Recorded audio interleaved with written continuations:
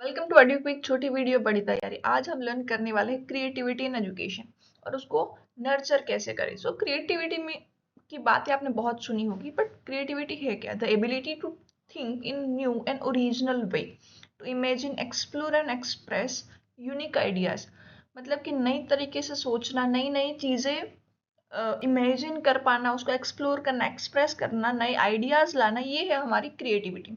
अब एजुकेशन में कैसे आएगी creativity? Is not just about the art और म्यूजिक, कि सिर्फ आर्ट या म्यूजिक या डांस वही सिर्फ क्रिएटिविटी नहीं है। इट्स अबाउट सॉल्विंग प्रॉब्लम, कि हम अपने प्रॉब्लम को कैसे सॉल्व करते हैं, क्वेश्चन कैसे पूछते हैं, उसके सॉल्यूशन कैसे लाते हैं, finding better way to learn, कि अलग तरीके से कैसे पढ़ पाए, है ना। तो ये सारे क्रिएटिविटी की टाइप है एजुकेशन है। For example, when a student use everyday material to design a science project और find a new way to explain a concept, that's the creativity in action.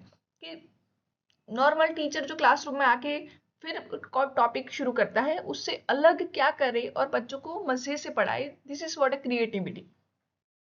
अब क्रिएटिविटी इतना मैटर क्यों करती है education में? क्योंकि इट बिल्ड क्रिटिकल थिंकिंग, हमारी critical thinking develop करेगी, प्रॉब्लम सॉल्विंग स्किल को बढ़ाएगी, हमें एंकरेज करेगी सेल्फ एक्सप्रेशन और कॉन्फिडेंस के लिए, हमारी लर्निंग को इंटरेस्टिंग बनाएगी, मीनिंगफुल बनाएगी, स्टूडेंट को प्रिपेयर करेगी इनोवेशन के लिए, उनके रियल लाइफ चैलेंजेस को हैंडल करने के लिए। So education should not just produce good memory, it should produce imaginative mind that can create, adapt and inspire. की good memory is okay education, but उसके साथ साथ इमेजिनेटिव माइंड को produce करना है, जो क्रिएट कर पाए, अडेप्ट कर पाए और इंस्पायर कर पाए।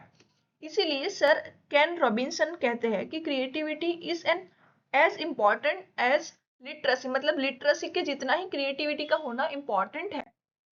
अब क्लासरूम में उसको नर्चर कैसे कर पाएंगे? सबसे पहले एनकरेज क्यूरियोसिटी, कि बच्चों में क्यूरियोसिटी को एनकरेज करो, उनको पूछो कि वाई, क्यों हो रहा है, कैसे हो रहा है। तो वाई व्हाट वाले क्वेश्चन करो कि जो क्रिएटिविटी को स्पार्क करेंगे। यूज ओपन एंडेड टास्क, मतलब ऐसा नहीं कि सिर्फ एक ही सही आंसर हो सकता है, मल्टीपल आंसर हो सकते हैं उनकी चॉइस के हिसाब से, है ना। तो बच्चे जो है वो डिफरेंट तरीके से सोच पाएंगे, अपने दिमाग को लगाएंगे कि और क्या अलग हो सकता है।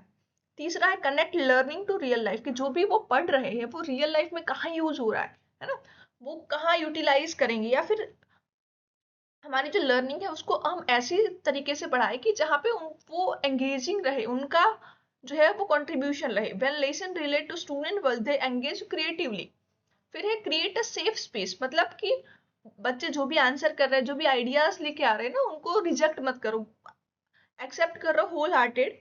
No fear of being wrong, encourage risk taking, मतलब कि आप गलत नहीं हो रहे हो, या फिर किसी को बच्चों को बोल दिया कि नहीं ये गलत है, तो वो दूसरी बार कोई आइडिया लेके आने में या आंसर करने में सोचेगा। तो ऐसा फियर नहीं क्रिएट करवाना है बच्चों में। फिर मॉडल क्रिएटिविटी, मतलब कि एज ए टीचर आप अच्छी तरीके से पढ़ाओगे, इमेजिनेशन यूज करवाओगे, फ्लेक्सिबिलिटी दोगे, है ना। क्लासरूम में ही आप क्रिएटिविटी यूज कर रहे हो तो बच्चे आपको देख देख के ही सीखेंगे।